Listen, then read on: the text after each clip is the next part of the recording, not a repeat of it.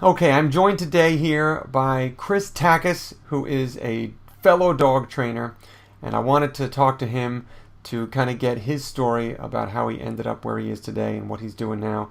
Just basically to kind of see what his journey is. So, Chris, how are you? I'm doing well. How are you, Fern? I'm very good. So let's just start by telling people who you are, where you're from, and what kind of training you're doing right now as a dog trainer. Okay. Well, my name is Chris Takacs, as you mentioned, and I live in Northwest Indiana in Maryville. So I'm right near the Chicago area. I'm probably 35, 40 minutes to downtown. My regular day job, if you will, I'm the community outreach director for the Michigan Masonic Charitable Foundation. So I work from out of the home mostly, unless I'm running around somewhere in the state of Michigan. And came into dog training was about a year ago. At this time, actually, when I reached out to you, and what I had done when I started that process was I was really looking. At that time, I was 51, saying, what else can I get into that would really fulfill me? Quite frankly, something was missing, and something that I could continue to do beyond my normal working years and so forth, and enjoy the ride and take my time with it. And one day at the gym, it hit me: dog training. Okay, and I'd always had dogs and enjoyed dogs and have dogs right here. In fact, Molly's laying right over here. And so then, of course, the question becomes, how do you do this? Where do you start? How does a person become a dog trainer? What are the rules? What's going on here? And so I did a lot of research and looked around and checked out different ways to do it. And one of the things I was very aware of is a lot of folks sometimes want to go to University of Michigan, or they want to go to Notre Dame, they want to go to the big schools to learn. And for me, I needed to find something that the education was going to be beneficial. Didn't necessarily have to be the big name place to go to. And found you, and actually looked at some of your YouTube channels and so forth, and it resonated and it stuck. And as you and I have gone through this past year, and you've seen my ups and downs, and we've gone back and forth and stuff, I think it's been a good fit, and hopefully you would agree. So that's kind of my story and how I got started.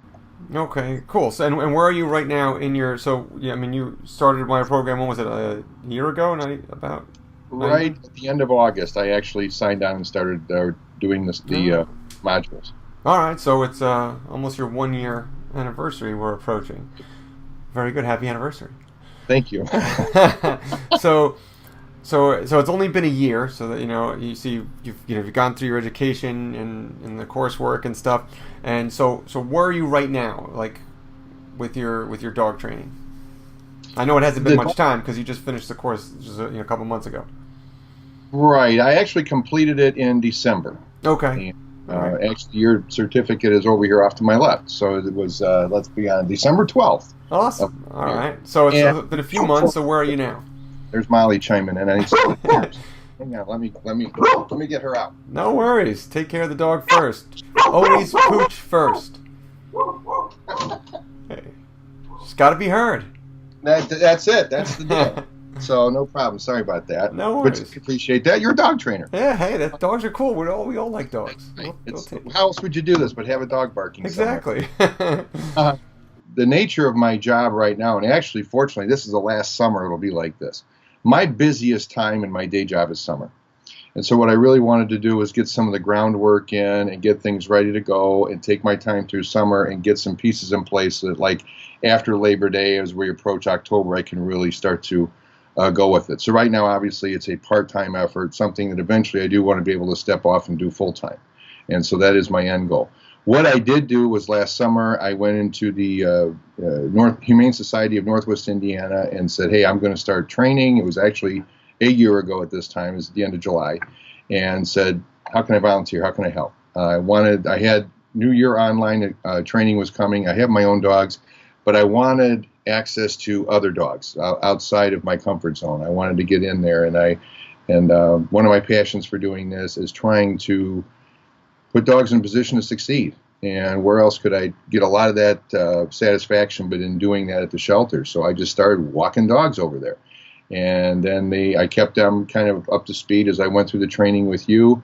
And I am now their only trainer at the shelter, and I go in as I'm able. And they're looking to do a lot of good things with me and help me out. And so I've put in a transitional program there So when folks adopt, they get a free transitional session from me. And then if they go ahead and pay for my services, which some have, beyond that, then I donate a portion of my paid fees back to the shelter. And that's the case with any rescue dog that I work with, is I give a portion of the paid fees back to the shelter to help them and the good work that they're doing. My process is strictly in the home. And it's one, I can't afford, nor do I desire the big debt of a big facility. The other thing, too, it just struck me, and I'm not speaking ill of those folks that do that. Everybody's way to do it and business plan is their own, and I wish the best for everybody. But for my own personal reasons, to me, the issues are in the home.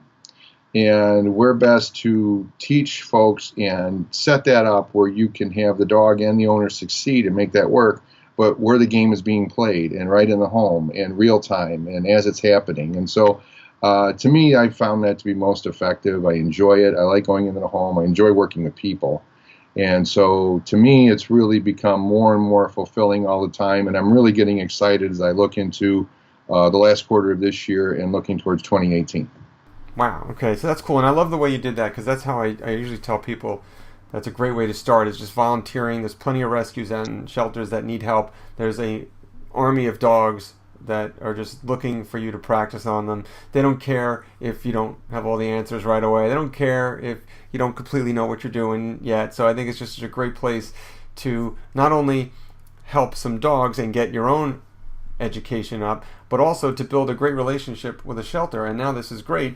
You know, you're their trainer, and you get clients there every day, and you're also doing the great thing about giving back to the shelter. So to me, it's just like a win-win across every level. So I just love I love that you're doing that. Now, so I just want to go back a little bit, because I know for me too, dog training is my 5th career. So this is not something I knew I was going to do in the beginning. I think a lot of people are in that similar situation where, you know, they're in a career. And so for me, my personal story, which you probably already know already, but is, you know, I was doing something that I didn't hate, but I didn't love. And there was no nudge pushing me to look for something more fulfilling until I had no choice and I had no work. The market dried up and I was forced to do something. And I was very grateful for that decision. So now your job, you know, it sounds like you've been doing your job for a while, right? Your day job? Right, so, going 9 years. So what was it that made you think that, you know what, I can't keep this up. I need to find something more? Much the same where you were at, except the necessity has not presented itself yet. But it's not a job I hate, but again, it's not something I'm fired up to do when I wake up in the morning. It's not something that I feel terribly fulfilled in when my day is over. And so certainly it affords me to my home and the other things I have in my life, but I need that thing. And it's hard to describe. Like you said, it's a lot like your story there, except like I said, I don't have the necessity of, hey, it's gone, I got to find something else.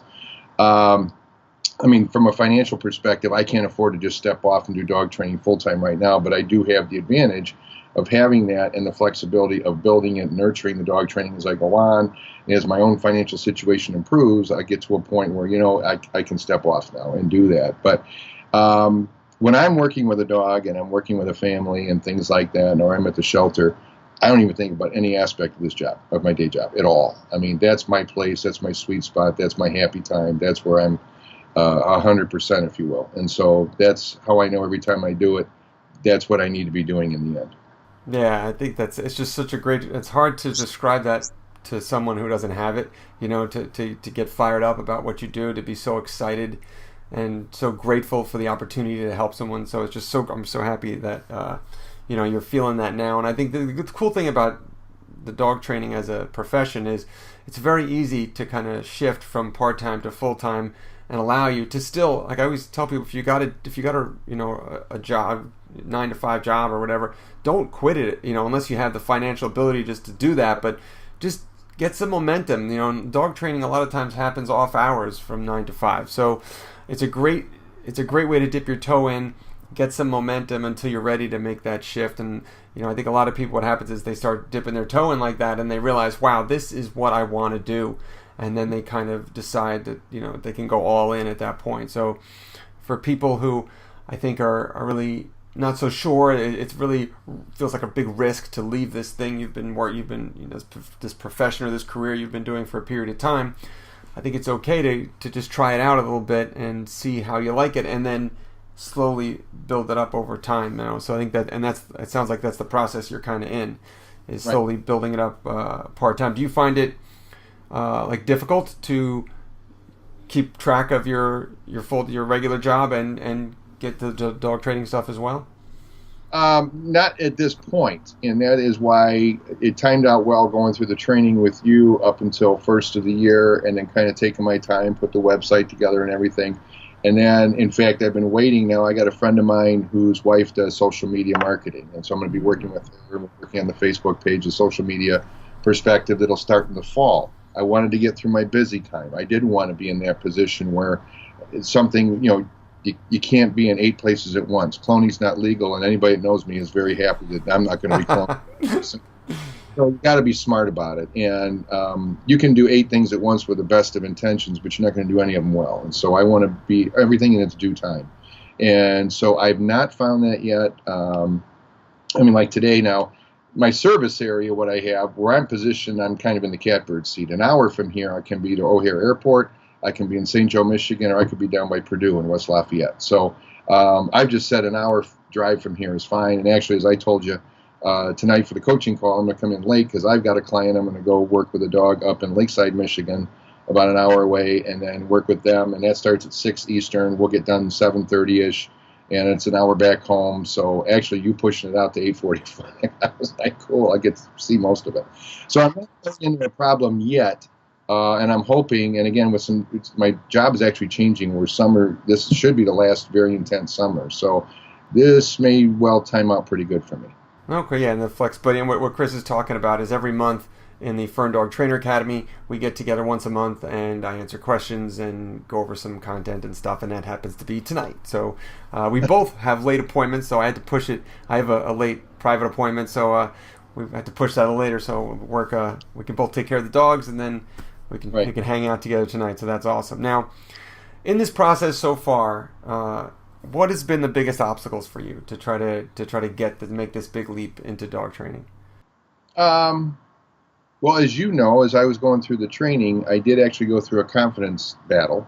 Remember, we went back and forth there for a little bit, and I was like, oh, man, it's just, I was working with Molly, actually, if you remember. And it was just like, I can't do this with my own dog. What's going on, And patience was not my forte when I was born. I used to jokingly say, patience is overrated. It doesn't get anything done. So this process has taught me patience. So that's probably been the one thing, is being patient with myself to learn and continue learning, by the way, which I have continued to do. I just went to a 2-day seminar that Ken Ramirez did in the northwest side of Chicago this last weekend, and some other aspects. But being patient with the learning, being patient with the business process, and realizing that this is a journey, and it's not a journey that ends. And so enjoy the journey and allow myself that luxury to be able to do that and do it right. I want to do things correctly. And so the biggest battle has probably been that confidence battle, being patient. Not too much with the content. I mean, you've always been there when I've had questions regarding different aspects of training or what have you, but I've been pretty diligent in that, stayed with it. I picked it up pretty good. You do a very good job of answering questions timely, clearly, at least for me. I mean, it's worked out very well. And so I don't see that being a big battle, but it's probably been confidence issues, patience issues. Certainly that date on the calendar, as I approach it, I don't know where it's at yet, where you do make the leap and the jump off. That can be a scary time, as you know. That's going to be, hey, here's the deep end of the pool, swim or drown, and so, and I'm a big guy, so I mean, I don't want to drown. But that's probably the next biggest thing that I'm going to jump into. But I'm really finding, you talked about momentum, I'm finding that momentum kicking in. I really am. With the shelter, we got the county fair coming up week after next, and they want me there a couple days. I'm going to be on the radio and stuff like that with them. I'm going to be doing some trainings there. Their annual shots day, they're going to let me have a table, and I'm going to be answering folks' questions and doing things. So that's at the shelter. I'm finding I'm picking up more clients. We're starting the social media aspect and some other things come this fall. So the momentum is there, and it's not such a scary place. But I think it was because I was smart and had to learn to be patient with myself in the process. Yeah, I mean, it does everything. It sounds like that momentum is building. I could just everything you say, you could see how. And sometimes when you're in the moment, just kind of struggling, trying to figure out, okay, what's the next thing I got to do? Why aren't I getting to this point I wanted to get to? I think we lose sight of kind of how far we've come. So I always try to encourage people to celebrate all these little victories, and sometimes taking this assessment and saying, look at where I started and look at where I am. I'm not where I eventually want to be, but you know what? I've come quite a distance here, and I think it's important to celebrate that along the way. But one of the things that you said that stuck with me, and I think it was very good insight, is that progress doesn't have to have a time clock. Whether you're making itty-bitty progress or big home run wins that day, it's still progress. Celebrate it, enjoy it. It's still a step forward. And whether it's a big leap, you sprint it, or it's just a little shuffle, it was still a move forward. Yeah, and that's something I try to tell everybody, whether I'm working with a dog or working with one of my students, is that as long as you're headed in the right direction, even if it's slow, it's still progress, like you said. But if we find, okay, we're not seeing the progress, then maybe that's when it's time to maybe do something different. But as long as you're headed in the right direction, it's still good. Now, you can always optimize things and tweak things to try to improve it, but I think it's just constantly. And the thing is, a lot of people, we want to do these things, and especially for me, like I said, I've jumped careers a number of times, and it's always kind of like you're a little nervous in the beginning, and you make that jump, but you want, I'm not a patient guy either, so I hear you with that. You want everything to happen right now. You're like, I want to be a success now. I want to have this right now.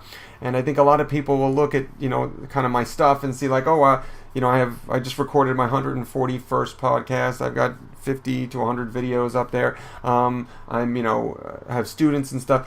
I started with nothing, not knowing what the hell I was doing, and you do a little bit at a time, but it compounds, usually with interest as time goes on. So I think not trying to just, you can't skip steps a lot of times. I think it's sometimes really just understanding that we have to just keep taking those smaller baby steps forward, that we're not going to just be able to just achieve this. But I'm a big believer that anybody can do stuff if you just work hard enough and have the roadmap to do it.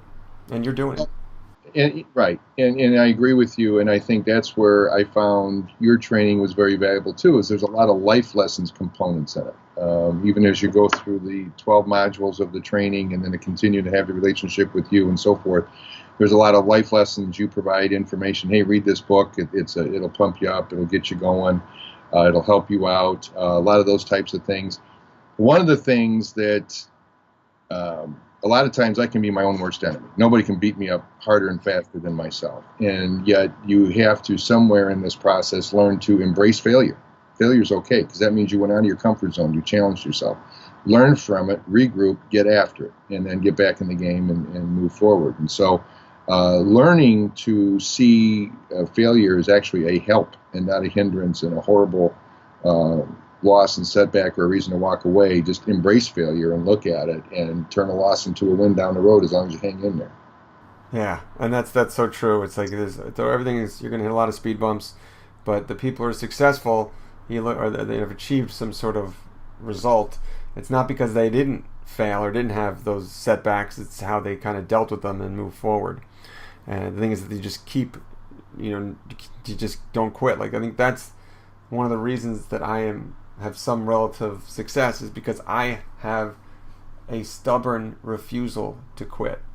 That's something that I heard somebody say in a podcast a long time, and it's always stuck with me.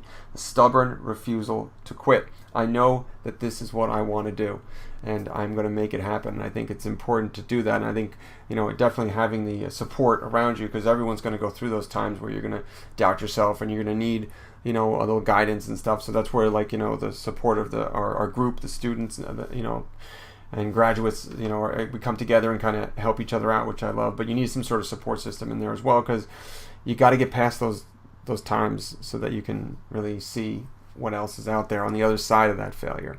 Mm-hmm. So that's great. So finally, what advice would you have for someone right now who is in a job that they're not quite happy with, and they're thinking about maybe pursuing some of this, but they're a little nervous about taking that jump. They're not sure. Do you have any advice, any words of wisdom that you could give them?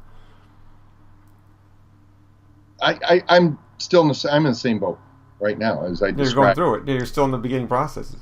Yeah, I'm in the process.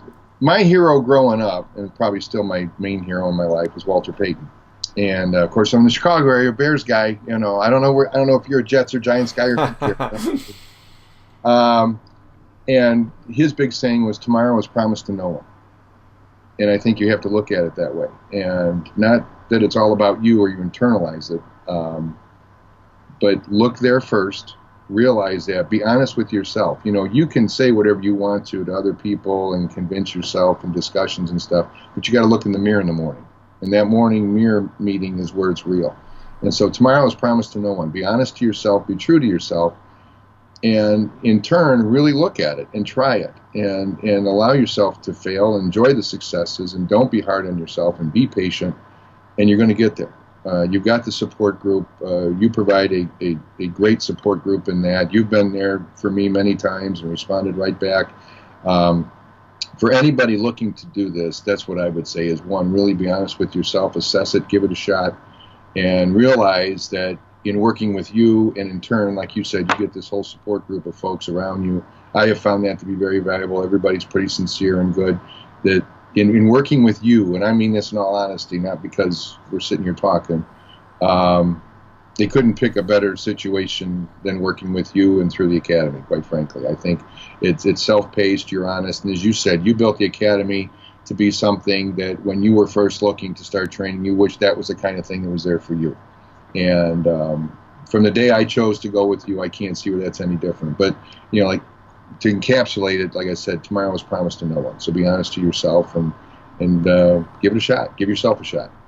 Well, thank you. I appreciate that, and it's an honor. Like, I'm just so grateful for my students, and every time that I get to spend any time with you, I'm just so happy. And I always say that I learn just as much from you guys as maybe you're learning from me. But I think it's really important. You just want to. I always say you just don't want to go through life without. You don't want to get to the end of your life and say, "I wish I just gave it a shot." Just give it a shot. Just get an at bat. Just take a swing. So I think it's important. I'm a big believer. Like my motto was like to squeeze the juice out of life. So I want to make sure that there's nothing that I look back and say I wish I tried something. So I'm just so happy that you decided to give it a go and that you're on this journey and we're going to share it together. Yep, and I appreciate the opportunity and look forward to it. And it is a journey. It doesn't just stop. You don't just do the 12 modules of your curriculum, and then, Fern's all done and gone, and then you're a trainer now. And you continue to learn. I continue to learn, look to other areas. I'm learning in other areas beyond what's provided by you as well. And it's a whole world out there. It's a whole universe. Trust me. It's going to change everything that you are if you go ahead and embrace the process. Enjoy it. Awesome. Chris, that is great. Thank you so much for sitting down. I think hopefully you gave some other people some clarity who might be in a similar position. But I really appreciate you taking the time, and I can't wait to see what's to come for you. Okay, I appreciate the opportunity. All right. Thank you, Chris. I'll talk to you tonight. Yes, you will. Take care. Bye-bye.